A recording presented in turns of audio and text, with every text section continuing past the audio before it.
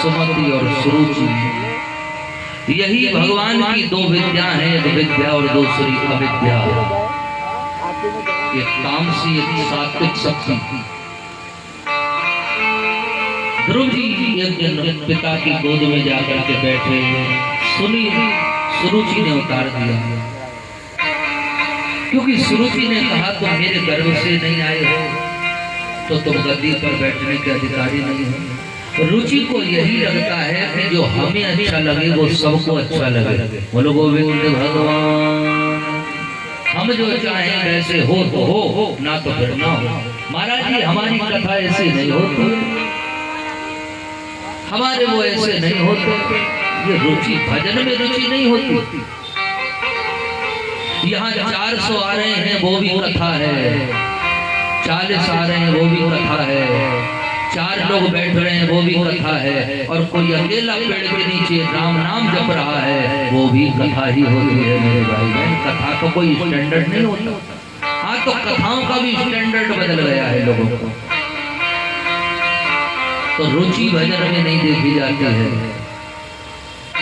भजन में केवल भाव देखा जाता है, रुचि से भजन नहीं होता। ये हो तो भजन करें। आजकल तो लोग आज तीर्थ धाम करने जाते हैं तो पहले होटल देखते हैं, हमारी रुचि का हो तो जाएंगे। बोलो गोविंद भगवान, रुचि का मिल गया तो जाएंगे, नहीं तो नहीं जाएंगे। हर चीज में रुचि, 2 चीजों में रुचि रहना चाहिए, खाना अपने मन का चाहिए, पहनना दूसरे के मन का चाहिए। भजन में कोई रुचि नहीं होनी चाहिए। गुरु गोविंद भगवान, इसके लिए कोई ऑप्शन से विकल्प नहीं है, क्योंकि भजन करने वाला उसका कोई विकल्प नहीं है। तो हमें भी भजन का कोई विकल्प बनाना नहीं। भगवान खुद निर्विकल्प है, निर्विकल्पम निधि, जैसे मिल जाएगा। जिस देश में जिस देश में परदेश में रहो, राधा रमण राधा रमण राधा रमण। हमारी कथा सड़क पे होती है तो भी हम ऐसे कहते, हवेलियों में होती है तो भी हम ऐसे कहते, और होटलों में होती है तो भी हम ऐसे कहते, क्योंकि हम अपनी कथा संगत को देखकर, रुचि को देखकर, व्यवस्थाओं को देख करके नहीं, हम अपनी कथा अपने हनुमंत को देखकर सुनाते हैं। बोलो गोविंद भगवान, हमारी रुचि वो होनी चाहिए, हनुमान भगवंत का रस, राम रस होना चाहिए। बाकी कौन क्या दे देगा? जो दुनिया उससे मांग रही है वो तुम्हें क्या दे देगी? भजन होना चाहिए ठाकुर के प्रेम के लिए। ध्रुव जी को थोड़ा लगा कि माँ ने गोदी से उतार दिया,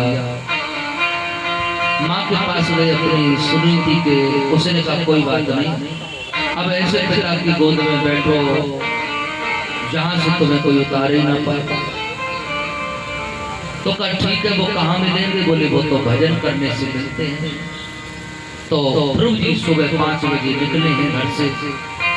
नारायण ने देखा कि कोई मेरे नाम के लिए मुझे खोजने के लिए निकला है। भगवान तो उससे ज्यादा दीवाने रहते हैं, कोई देखे भगवान को, उसे देखने को भगवान दीवाने रहते हैं।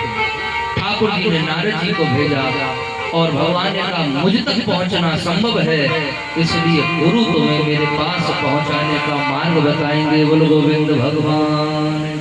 गुरु का वर्णन कर लिया, गुरु ने मंत्र दे दिया, द्वादक्षर मंत्र दे दिया, और वो मंत्र हो गया ओम नमो भगवते वासुदेव। 7 रात्रि इस मंत्र को कोई जप लेता है तो रात में उड़ने वाले अदृश्य खेचरों को देख लेता है, और अगर इसको जप लिया लगन के साथ में तो एक न एक दिन भगवान का दर्शन कर लेता है। ध्रुव जी मंत्र जपने लगे। मंत्र में अपने आप शक्ति होती है, नाम में अपने आप शक्ति होती है। भजन करने वाले को भूख नहीं लगेगी, प्यास नहीं लगेगी। 9 दिन व्रत रखो तो कुदरती भूख प्यास नहीं लगेगी, और संसार के भोग में रहोगे तो फिर वहां आपको तृष्णा सताएगी, ये ज्यादा सताएगी। तो भगवान का भजन में भगवान खुद आपको शांत कर देते हैं। उनका कोई भजन में बैठा हो तो, और महाराज भजन किया। पहले महीने में अन्न में कोष को जीत लिया, भोजन 3 दिन करते थे, 3 दिन छोड़ दिया। दूसरे महीने में जल उसको 6 दिन में जल पीते थे, जल को छोड़ दिया। और तीसरे महीने में मेरे भाई बहन प्रकृति के जो कोष वायु कोष है, पेड़ के पत्ते 9 दिन खाते थे, वो भी छोड़ दिए। चौथा महीना लगा तो वायु का पान किया 12 दिन, और जब वायु का पान करना बंद कर दिया, देवता परेशान होने लगे, भगवान की शरण में गए। क्यों? क्योंकि भक्त की श्वास, भक्त के हृदय में भगवान विराजमान हो जाते हैं। बोलो गोविंद भगवान। भक्त को कष्ट होता है तो पहले भगवान को कष्ट हो जाता है, इसलिए भक्त की सेवा, भगवान की सेवा। जैसे गर्भवती माँ को भोजन कराओ तो पुत्र को अपने आप मिल जाता है, ऐसे भक्त की सेवा। पूर्ण अमावस्या वाले दिन हवन बताया है, लेकिन उसी पुराण में ये लिख दिया है कि अगर किसी ब्राह्मण को भोजन करा दो तो 1000 हवन के बराबर पुण्य है। बोलो गोविंद भगवान। ये साधु सेवा की महिमा है। जो भगवान में रत हैं, जो सेवा कर रहे हैं, उनकी सेवा करो मेरे भाई बहन। कारण ये हुआ, परिस्थिति ये बनी कि चले गए हैं और जाकर के मंत्र दिया, जप करने लगे। देवता सब एक में आके भगवान के पास गए। नैवं विदाम भगवान प्राण रोधम चराचर स्यात्ल सत्वधामना विदेहि कन्ना ब्रजनाहि मोक्षम प्राप्ता वयं तां शरणं प्रपन्ना। ये भगवान ध्रुव को दर्शन दो, ये बालक तुम्हारा दर्शन करना चाहता है। भगवान ने कहा पहले देख अपनी तरफ से कुछ दे करके देखो, कहीं ऐसा ना हो बाद में कहो कि आपका दर्शन नहीं करना चाहता था। इसको तो दुनिया की कामना थी, क्योंकि मेरे दर्शन के बाद फिर कोई ऑप्शन नहीं रह जाएगा। देवताओं ने कहा प्रभु हमने सब कुछ करके देख लिया, लेकिन ये केवल आपको पाना चाहता है। भगवान तो ये सुनने को बैठे होते, कब कोई मेरे भक्त का महिमा सुनाए, उसे सुन करके बैकुंठ में खुश होते थे। और भगवान ने महाराज कहा कि अब मैं खुद जाऊंगा। ठाकुर जी महाराज गरुड़ पर बैठे, इतनी देर में बिजली चमकी, इतनी देर में तो गरुड़ धरती पर आ गए। बोलो गोविंद भगवान। भगवान को लगे, उसे कोई साइन थोड़ी करने कहीं। ठाकुर जी ने संकल्प लिया और इतनी देर में तो आसमान में देवता स्तुति करने लगे, भगवान प्रकट हो गए। बोलो गोविंद भगवान की जय हो। मंगलम भगवान विष्णु मंगलम गरुड़ध्वजा मंगलम पुंडरीकाक्ष मंगलाय तनोहरि। सुंदर सुंदर वैजयंती माला चमक रही है, दांत ऐसे लग रहे हैं जैसे बिजली पड़ रही है। ठाकुर जी की मुस्कान मानो फूल खिल गए, भगवान के केस मानो घटाए छा। तीनों लोकों में ठाकुर जी माया को जीते हुए हैं, माया भगवान पर बरसने लगी है। बोलो गोविंद भगवान। माया के पहाड़ भगवान पर कुर्बान हो गए। ध्रुव जी इतना सब कुछ हो गया, लेकिन ध्रुव जी आंख नहीं खोल रहे। क्यों? क्योंकि ध्रुव जी को सब कुछ अपने मन में दिख रहा है। भगवान पहले भीतर आते हैं, बाद में बाहर आते हैं। क्यों? क्योंकि अगर बाहर आ गए तो भीतर भक्त का हृदय सोना हो जाएगा। और भगवान ये नहीं चाहते कि भक्त का हृदय सोना रहे। जिसका कोई भी नहीं उसका तो प्रभु।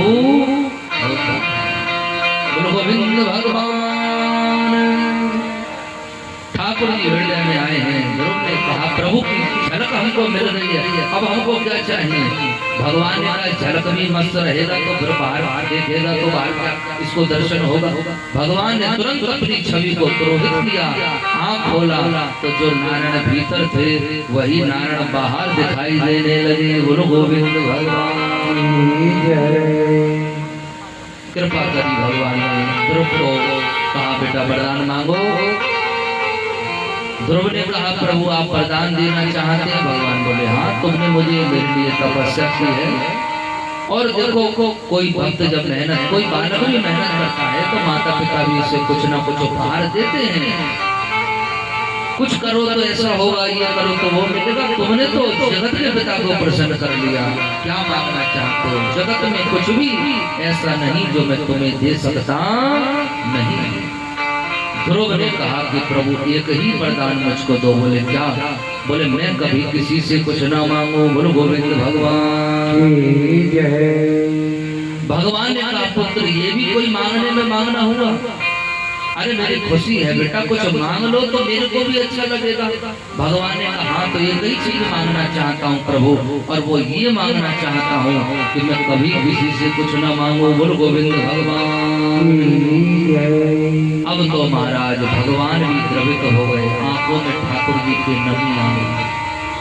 जो भक्त भगवान से मांग लेता है भगवान उसे देकर पिंड छुटा लेते हैं, लेकिन जो ये कह दे तुम्हारे ऊपर है तो वहाँ भगवान खुद को भी दे डाले तो भी उसका ऋण नहीं चुका पाते। बोल गोविंद भगवान की जय। जो भक्त कह दे प्रभु आपकी इच्छा हमारी इच्छा नहीं, आप जिसमें राजी हो, आप चाहो कि हम आप जिलाओ तो जिएंगे, मार दोगे तो मर जाएंगे, खिलाओगे तो खा लेंगे, नहीं खिलाओगे तो भूखे मरे, लेकिन हम रहेंगे तुम्हारे,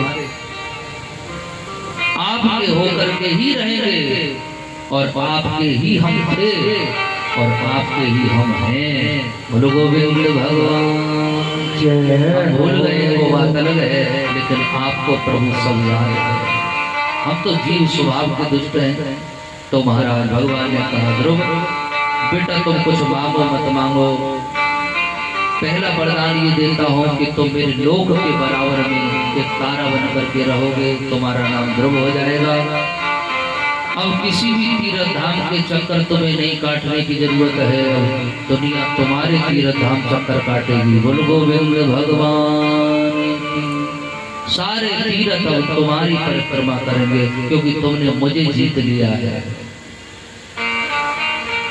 और मुझे जीतना कोई आसान काम नहीं है। मेरे को अपने उसमें ले लेना आसान काम नहीं। ध्रुव ने वरदान, दूसरा वरदान पिता की गद्दी का सुख 36,000 वर्ष भोगोगे कहकर भगवान अंतर ध्यान हो गए। बोलो गोविंद भगवान की जय हो। आगे चलकर वामन भगवान की कथा रह गई, उससे 5 मिनट में सुनने फिर झांकी आ जाएगी, झांकी का दर्शन करके। हाँ तो झांकी का भगवान जिस रूप में है यही झांकी है, और मैं तो ये सही बताऊं तो मैं ये चाहता भी नहीं कि झांकी हो, क्योंकि भगवान की कथा जहाँ हो रही है वहाँ झांकी आंख बंद करो तो दिखाई देनी चाहिए। बोलो गोविंद भगवान, वो असली झांकी। तो कल ठाकुर जी का प्राकट उत्सव होगा और माखन मिश्री का भोग लगेगा। कल से भगवान की सुंदर सुंदर कथाएं होंगी। एक भजन गा लो और फिर वामन भगवान की कथा होगी। मेरा गोपाल गिरधारी जमाने से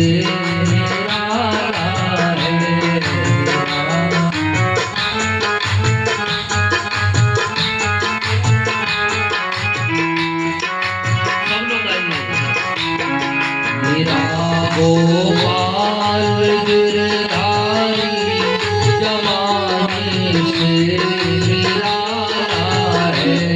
मेरा गोपाल गिरधारी जमाने से निराला है।